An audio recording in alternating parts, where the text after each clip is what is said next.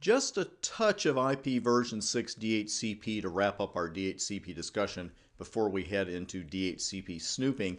Version 6 brought us auto configuration, both stateless and stateful. Now, stateful auto configuration that's used when a host obtains an IP version 6 address and other related information from a server. Sounds like DHCP to me, and it is. It's DHCP version 6. And the key phrase there, of course, is the same as it is in version 4, and that is from a server. You know, if the DHCP version 6 server goes down, we're out of luck and up that well-known creek. With stateless auto configuration, there's no dependency on a server, and the entire process starts with the IP version 6 host configuring its own link local address. Now, that 128-bit IP version 6 address is created in this manner with stateless auto configuration. The first 64 bits of this self-generated address are FE80. It's 1111, 1110, 10, followed by 54 zeros. That's why, if you are not familiar with zero compression and leading zero compression when you're typing up IP version 6 addresses, that is not going to be on your switch exam, but check out my YouTube videos on that subject. You do not want to type out all those zeros.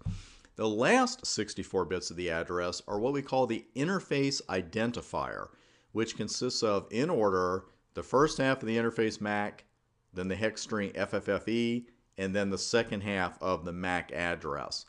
You'll usually see that hex string in all uppercase. I like to write the E in lowercase, since when you have FFFE in uppercase, it's really easy. Your eye will trick you when it sees those first three F's and it thinks the fourth character is an F as well. Now, technically, at that point, the address is tentative. The host thinks it's okay, but it needs to make sure that no one else is using the address it just came up with for it by itself and for itself. And that's where DAD comes in, the duplicate address detection. DAD starts with a neighbor solicitation, an NS message, asking if any other host on the link is using the same link local address the NS transmitting host just created for itself. Now, if another host on this link is using that address, that host will respond with a neighbor advertisement in NA. And it's basically saying, hey, bud, you can't use that one because I'm using it. And then the host that sent the neighbor solicitation sees that come in and it disables its link local address. If it doesn't hear anything back, it's assuming everything is fine and it's satisfied that it has a unique link local address. At that point, the local host will send a router solicitation message with a destination of FF02:2, the all routers multicast address. So what is the host soliciting at this point? If it created its own address, what does it need help with? Well, it does need additional configuration information from a router or a multi-layer switch in the form of a router advertisement. And what it needs is other information as far as, what the default gateway is, that kind of thing. Routers, though, generally send these RAs periodically without an express request from a host. It's a little bit of built-in overhead. But even though the host would only have to wait 10 seconds or so for the next RA to come along, polling the router with an RS does speed up the process. Instead of waiting to hear from the router, the host says, hey, I need a little help here. Now, the information in that RA includes flags indicating whether the host should use DHCP for addressing information, and if DHCP is in use, the RA gives the location of the DHCP server. If DHCP is not in use, the router attaches the network prefix to the host's link local address. That results in the host's full IP version 6 address, complete with network prefix. Now, just want to show you one or two little things on the live equipment. We're not getting into an IP version 6 lab because this isn't an IP version 6 exam. We can assign a version 6 address to an SVI almost the same way we've been assigning an IP version 4 address throughout the course. Almost. Just don't forget about the IPv6 in this command. And in both of them, I have a couple on the board, so I'm not even going to bring up the live equipment.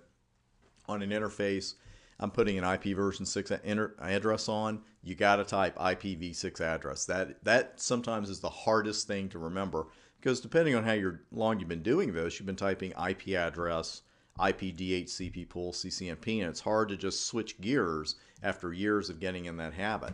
So, you create a DHCP pool the exact same way with IPv6 and then DHCP pool and whatever name you want to give it.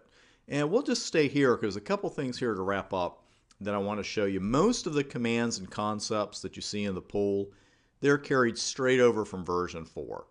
But the options for host and client identifier are missing because we don't have the option to create manual bindings in IP version 6 DHCP.